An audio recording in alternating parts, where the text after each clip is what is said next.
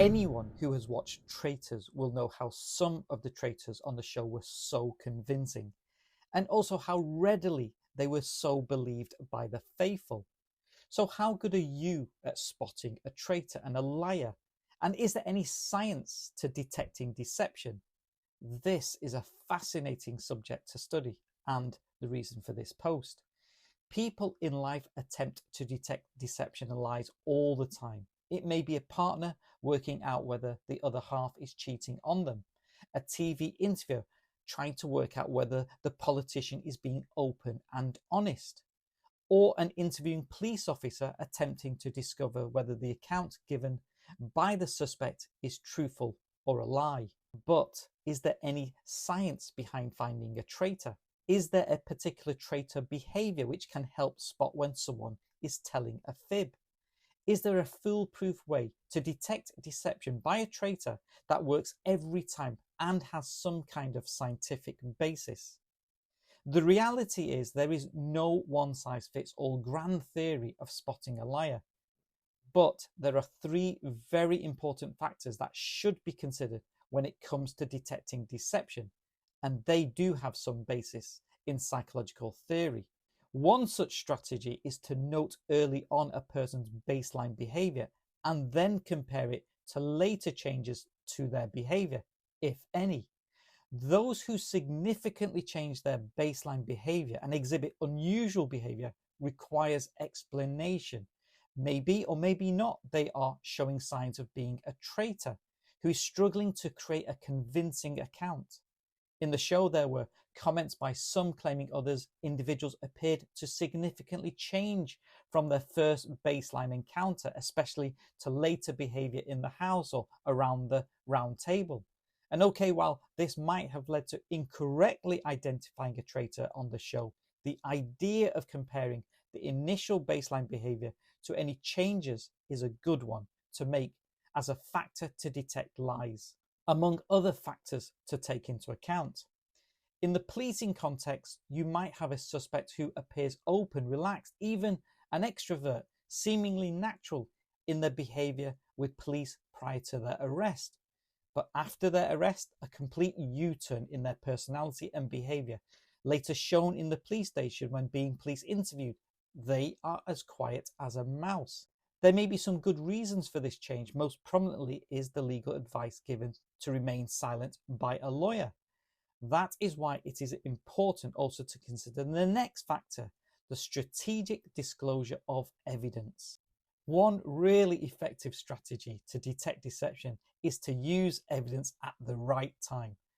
On the show, some faithful disclosed their frank views of who they believed was a traitor and why. In fact, they were actively encouraged to do this by the host during the roundtable discussions.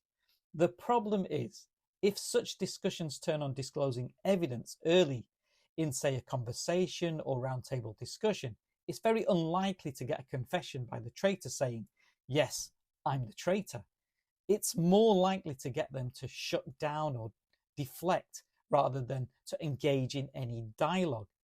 But if, on the other hand, the more information is elicited from a suspected traitor before hard evidence is revealed, the more facts can be verified for their truthfulness or otherwise.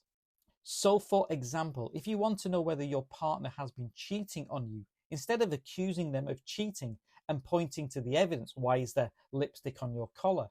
Ask how was last night with your friends, and then obtain as much information about the night by asking open questions before seeking to corroborate the information given, maybe by checking the information with your partner's friends or phone logs and messages. Oh, and remember, there may be perfectly innocent explanations for the mark on the collar, but inconsistent accounts can be a sign of deception. The same goes for interviewing police officers who take this strategic approach all the time when interviewing suspects in a police interview. Interviewing officers don't jump to disclosing the evidence, but instead ask open-ended questions to the suspect during the police interview and then hit the suspect with the evidence towards the end of the police interview. If you didn't go out of your home last night, how come you are seen on CCTV showing you outside of the nightclub? It's the small inconsistencies and lies that can reveal the traitor, but only after they have given a series of verified lies. Perhaps the next factor can also easily lead to the discovery of a traitor. It's called cognitive load theory in psychology. Imposing cognitive load basically means giving the traitor a lot, and I mean a lot, of information to think about, and not just facts and information, but also to make the suspect feel the heavy burden of responsibility, all the emotions that go with it too. By doing this, the ability to process information becomes increasingly complex, which could in turn lead to a mistake and a slip up by the traitor. The same strategy of cognitive load plays out in a police interview. You have your co-suspect, your brother, in the next room. He's never been in trouble before with the law. If you say it wasn't you who was in possession with intent to supply drugs, was it your brother's drugs? A traitor working out an account that fits neatly into a convincing account to clear them and others is hard when there are so many facts, so many factors for a traitor to weigh up, and mistakes can be easily made. Spinning a web of lies can easily be uncovered. And maybe it was this that led to one or two traitors being caught out on the show.